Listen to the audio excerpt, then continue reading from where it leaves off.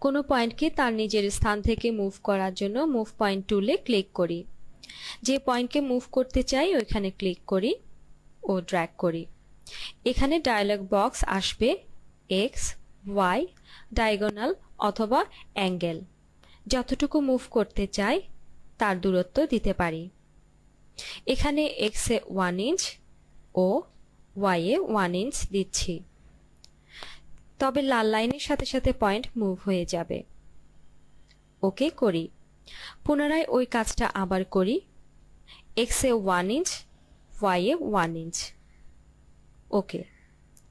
এখন পুনরায় ওই পয়েন্টকে শেপ দিব। কার্ভ পয়েন্টকে নিয়ে ড্র্যাগ করব x A 0, Y A 1 inch. তবে আমাদের পয়েন্ট লাল ক্রসে মুভ হয়ে যাবে। ওকে করি। যখন কোনো লাইনে পয়েন্ট থাকবে না ক্লিক করি এবং ড্র্যাগ করি, তখন ওই পয়েন্ট তৈরি হচ্ছে এবং মুভ হচ্ছে।